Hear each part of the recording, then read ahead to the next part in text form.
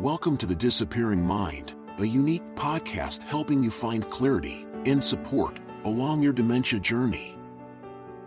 Now, join National Dementia Trainer and Coach Dawn Platt for an all-new episode. Hello and welcome back to the Disappearing Mind podcast. I'm your host, Dawn Platt. We're so glad that you took the time to join us for another episode in the series around holidays and families. Today on the podcast, we are going to be discussing Rediscovering the Holidays. I have a very special guest who has rejoined me today, and I am very, this is an emotional time for myself and I think families in general who are dealing with dementia or have dealt with dementia. It's a time of family. It's a time of getting together. And so today on the podcast, as we share together, I hope that it will be helpful to you on this dementia journey. The holidays can be a beautiful time of year, full of lights and laughter, togetherness, and family. But for families navigating dementia, the season can also bring new challenges. The key to truly enjoying the holidays is not in doing more, but in simplifying, in slowing down and focusing on what feels right, what feels peaceful and familiar for you and your loved ones. Creating a calm and comfortable environment is essential. That might mean maintaining familiar routines, regular meal times, the same bedtime, those comforting daily rhythms that bring a sense of security. Simplify your decorations too. Choose soft lighting over flashing bulbs and familiar over meaningful pieces over too many busy pieces. And remember, everyone, including the person living with dementia, benefits from quiet moments. Having that calm space set aside for breaks can really make the difference and the day more enjoyable for everyone. As you plan your gatherings, think small and meaningful. A cozy afternoon at home can be far more fulfilling than a big, bustling party. Keep the environment familiar and comfortable for the person with dementia. Involve your loved one in simple traditions like hanging an ornament on a tree or stirring a favorite recipe. And most importantly, be flexible. Sometimes the best gift is letting go of expectations from the past and embracing what feels right in the moment. We give you the go-ahead to do that. That is going to make all the difference in your celebrations this holiday season. Prepare your guests ahead of time. If family's coming and they haven't seen your loved one for a while, let them know what to expect. Remind them to be patient and understanding, to focus on connection rather than perfection. And don't forget yourself in all of this. Schedule breaks and time for yourself. Ask for help where you need it and take charge of what it is that you want to accomplish or not accomplish during this season. Because at the end of the day, it's not about the decorations or the dinner or the gifts. It's about the feeling of being with family and connecting, the warmth and calm, and the moments of joy that linger long after the holidays are over. And may I say, long after your loved one may be gone. This brings us to today's guest, Regina Trent, Senior Memory Care Director at Discovery Village West End. Welcome, Regina. Hey, Dawn. Thanks for having me again. This is great. Regina, this episode was prompted by you, by your actions. You've done things a little bit different in your memory care. You have gone out of your way to make holidays joyful, to adapt, to make changes necessary so that your families and those that you care for living with dementia can connect. You've made them truly meaningful for the person and their families, and I want to thank you for that. So, Regina, what do you have planned for this holiday season in your memory care? Well, last year we did this great event. It was inspired by another team member, where we invited families to. Well, first of all, I got lots and lots and lots of trees donated for our community. So we had that, and then we invited family members. We said, "Look, we've got a tree. If you want to come up here with your loved one and decorate a tree any way you want to, and more importantly, any way your loved one wants to, we want all these trees out on display." So we did. We had trees everywhere, inside, outside. The vision was to have like a Christmas tree farm look, but they were going to be decorated trees, not just plain trees.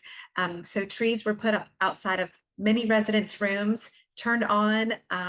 So the lights from the trees outside their window, but they did them with their loved one. So their family brought up decorations, lights, ribbons, whatever, to make that time special. So they were definitely able to decorate a tree with their loved one, but here on in our community. This year we're simplifying a little bit. We're going to have wreaths. We're asking our families to come decorate wreaths with their loved ones, so that inside is decorated and cozy and ready for the holidays. So hopefully, for the many families will have the opportunity to come and decorate a wreath or hang a wreath on their door, or bring an old wreath from home that mom or dad or their loved ones may remember. In the past, I've done another call out for that too. As people are getting rid of, I always ask right after Thanksgiving, if you're getting rid of Christmas decorations, specifically wreaths, I want them. I'll come pick them up, because I want wreaths on all the doors in our community, just to bring that cozy, festive piece into our community. And who doesn't love a fun wreath on your door to welcome you into your apartment? So that's been we've kind of combined those two efforts, those two ideas to go this year. Oh, I'm looking forward to those reports, I'll tell you. So tell us a little bit about your role as a memory care director, and what is important to you. I know you're passionate about it, but what is important to you when it comes to supporting people living with dementia? First and foremost, I tell our families, I am here for your loved one. If your loved one is a resident of mine, they are my priority. However, you as the family members, you as the loved ones, you are right there behind them. So I take a lot of pride in building relationships, not only with our residents who come first, but their loved ones, because we're on this journey together. I want them to know and that I'm going to love and treat their family member as my family members. And I want us to be one big family. And for the most part, we are. So I do a lot of engagement with residents, but I do a lot of engagement and support and education with their loved ones. That's my goal. I know this can be such a challenging journey, and we can't avoid that. But I also know that we need to have more people along for that journey with us. So I want to be that for our loved ones.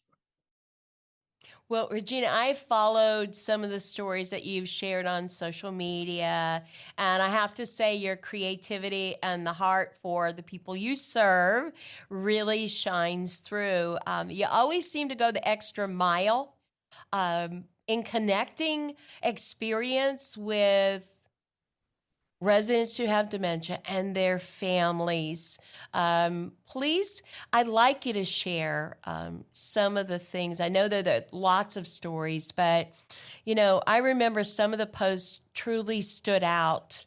And they weren't just simple acts that you did. You actually created total new moments. You made things happen for families that probably wouldn't have been able to do it without you.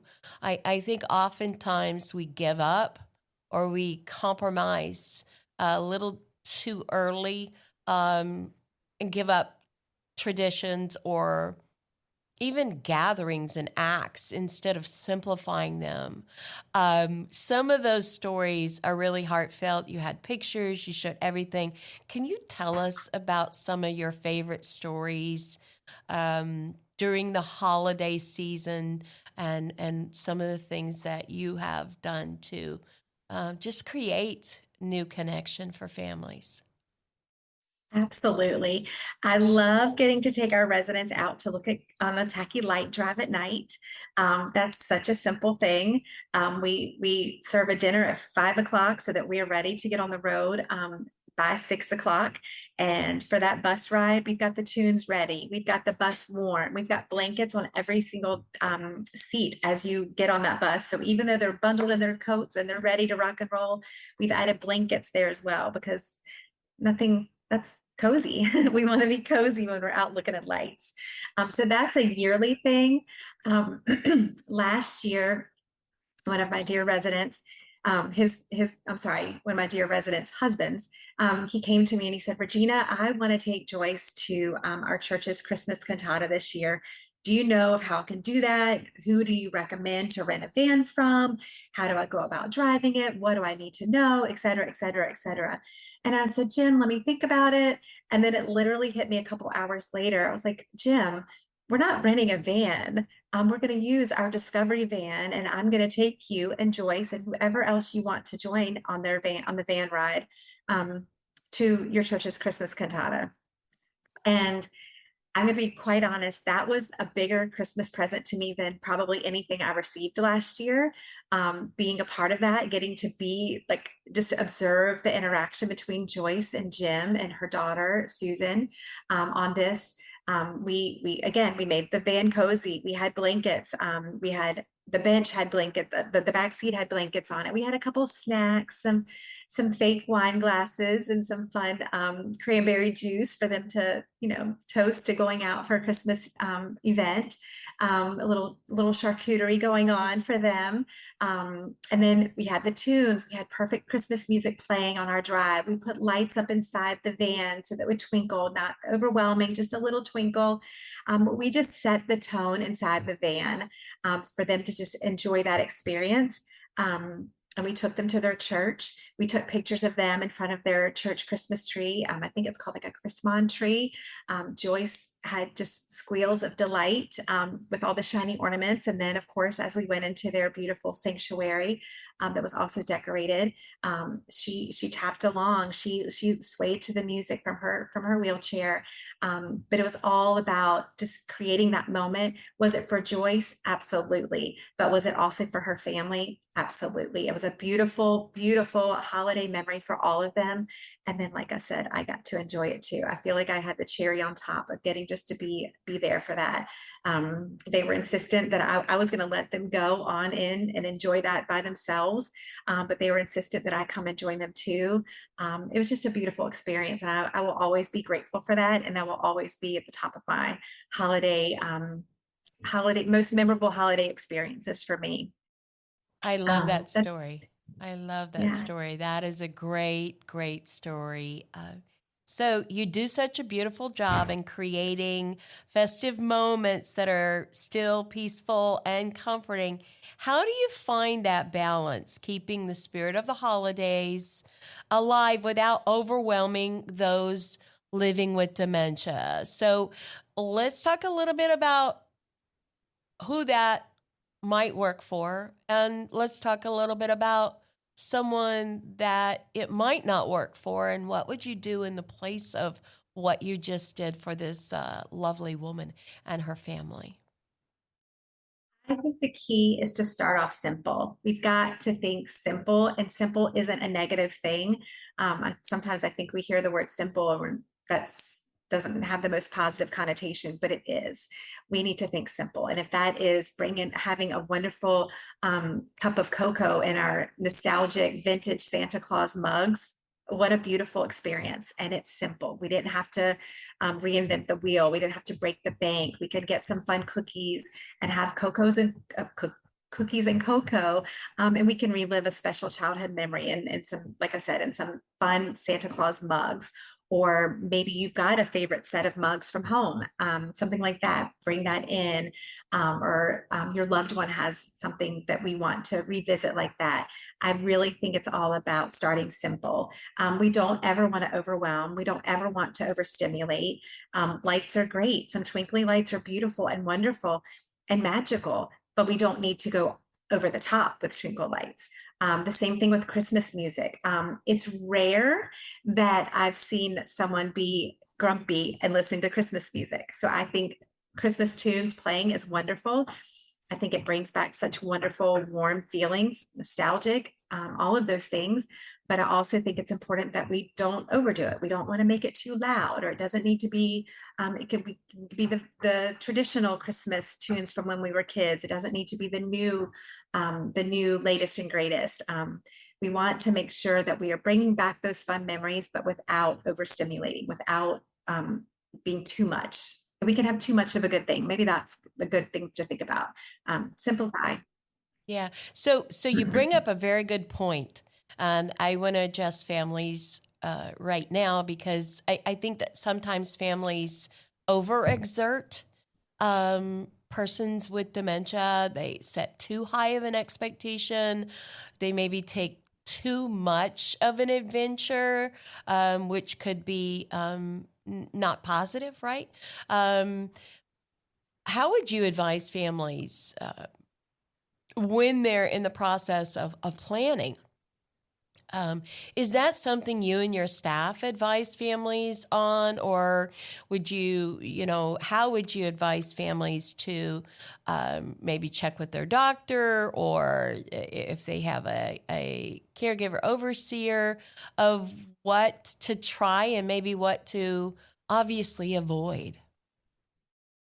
I think it's important to remember that just because it worked wonderfully last year doesn't mean it's going to work wonderfully this year. And yes, so that's a piece that we want to have conversations with families about. I had a sweet lady a few years back. She always went home with her daughter on Thanksgiving and Christmas every year to the big family feast. And so for several years in a row, as she was one of our residents, she still did that. But before, I think it was last year, maybe 2 years ago, I talked to her daughter. I said, I'm not trying to interject my opinion where, you may not want it, but I've noticed some changes in mom.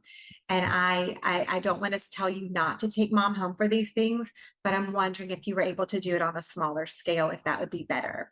So like, instead of taking mom, and she did, she took mom home, instead of the big family, Thanksgiving dinner, she took mom home for a Thanksgiving breakfast, and they did it with just her and her husband and her son, instead of doing the big dinner that they do at night.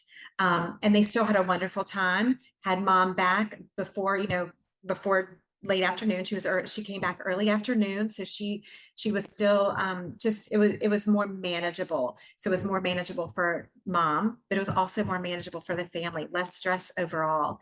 So to me, that was a win-win for everybody. And that worked so well that they did the same thing for Christmas. But instead of doing it Christmas morning, they did it a couple days before Christmas, but they still had Christmas, if that makes sense. They just didn't have it right on Christmas Day. And we all know that that's a perfect adjustment as well. And that worked well for that family. Yeah, that's good advice, Regina. So you often talk about including families in these experiences.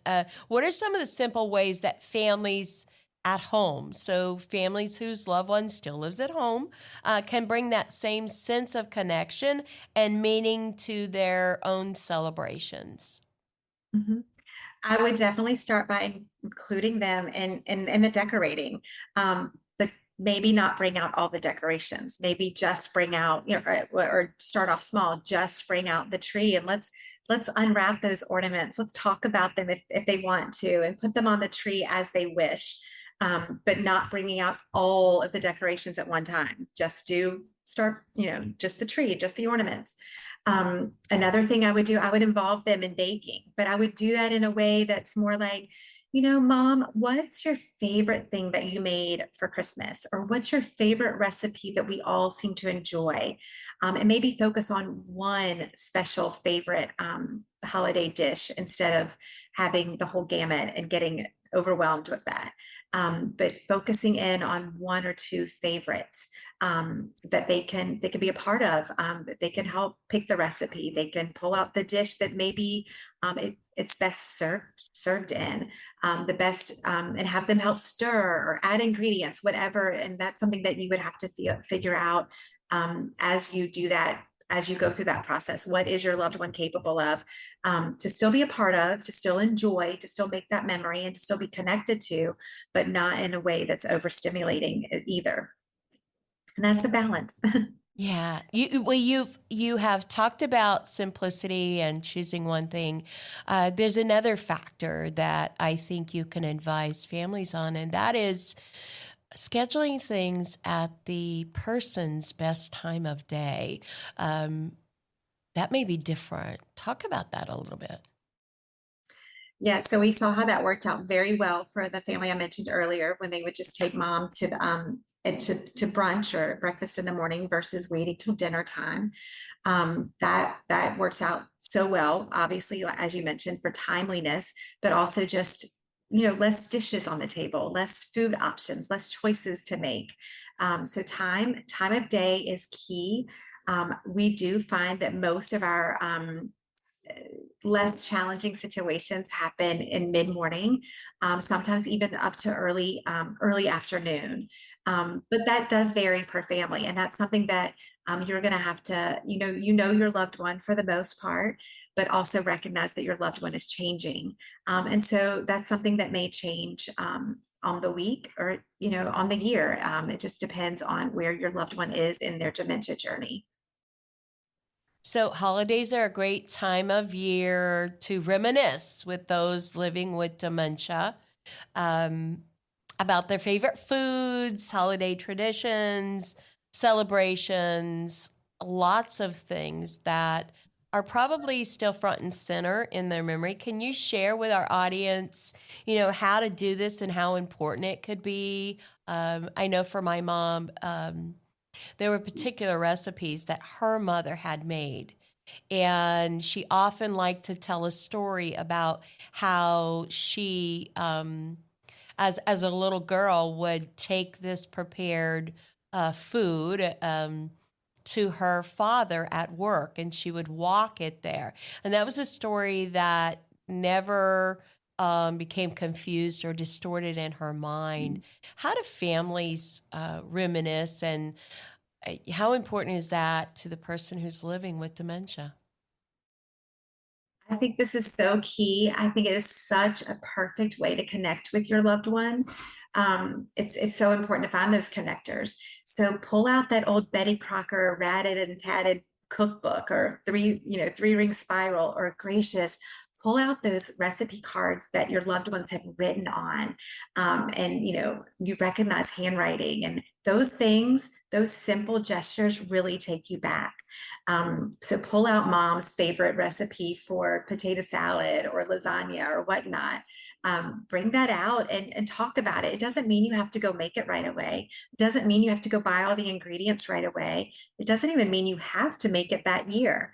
But what a great conversation piece, and what a great way to make your loved one just feel seen and heard, that you're spending that one-on-one quality time, unwrapping, for lack of better words, you're unwrapping a recipe basically, and you're having conversation about it, and you're just connecting with them right there in that moment. And what greater way to spend quality time together? In addition to your work of caring for people with dementia, you host a family support group. And families and caregivers' needs are a vital part of this picture. And around the holidays, there's always that added stress and busyness, and that really can impact our families. One of some of the things that you find yourself advising, or maybe a topic that you utilize this time of year in your family support groups. Tell our audience what a family support group is, and why it would be important for them to be involved. So we actually offer two different types of support groups here. One is our dementia support group that meets at night, and that is strictly, well, not strictly, but they're both very intimate groups. But that is more we bring a topic that we want to discuss, and sometimes we stay on topic, and sometimes we don't. It doesn't matter. And then our morning time one it's our coffee education chat where we talk about all things dementia. Again, just different settings. Both are educational opportunities. Both are supportive groups, just with different needs, different people, different settings. I guess would be the way to describe it. Our morning one is probably a little bit more intimate. We actually feel like family. I noticed a while back, we went to one of our gentlemen's, his memorial service, his funeral. And I looked down the road to my right, and then I looked down the road to my left, and there were 10 different resident families represented at this service. And they were all people that had joined from this support group in the mornings, and they had walked alongside Janet as she was going through this dementia journey with her husband. So this month, our topic is navigating the holidays. And so we will talk about different things from gifts to experiences to ways to connect with our loved one, whether we're at home or whether we're in a community like ours at Discovery Village.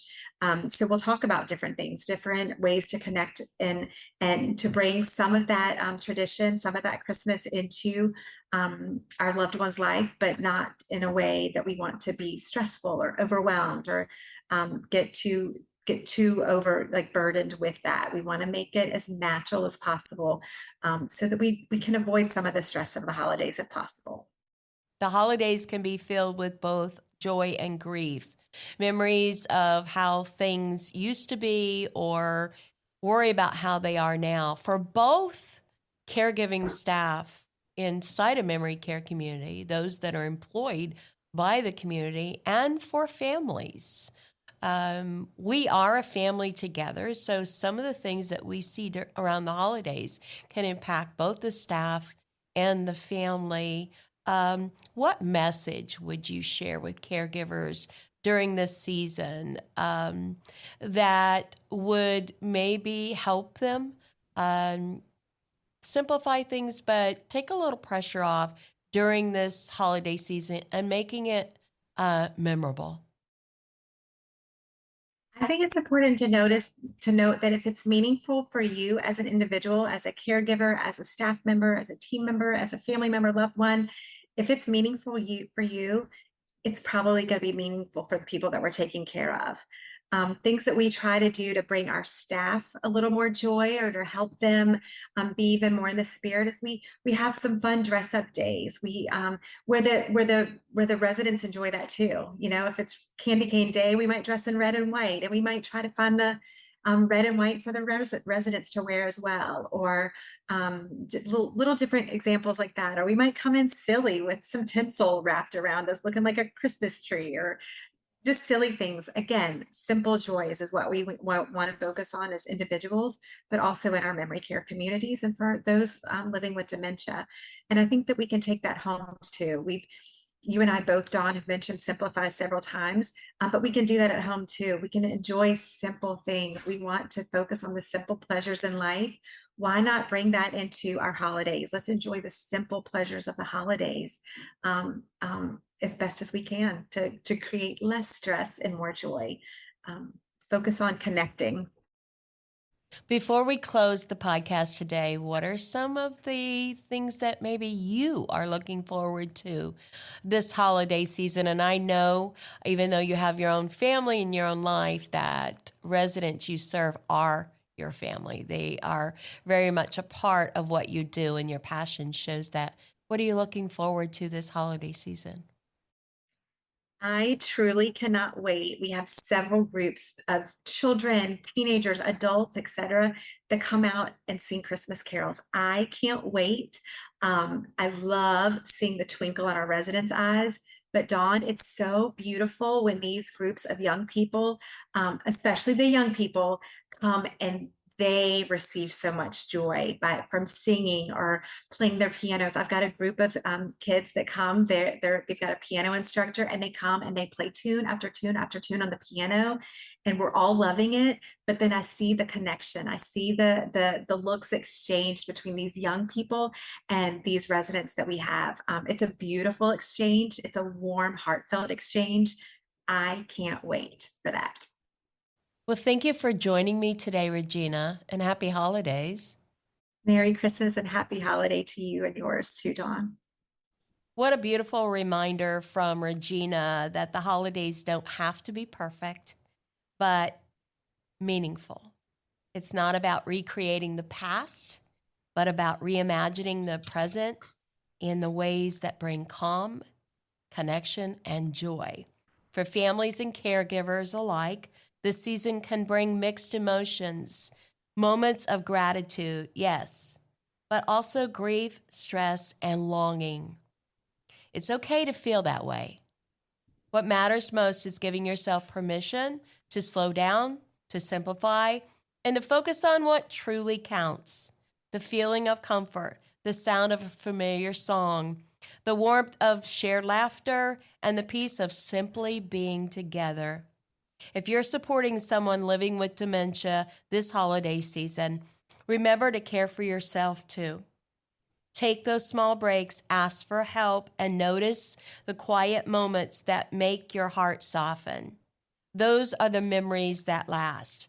From all of us here at the Disappearing Mind podcast, and especially from my heart, we wish you a season filled with gentleness and connection and light that honors the person you care for and also you. This is Dawn Platt. Make it a memorable day. Thank you for joining us for the Disappearing Mind podcast. We hope it's helped you find clarity and support along your journey. Be sure to subscribe to never miss an episode, visit our website to suggest future topics, and share the podcast with friends and family.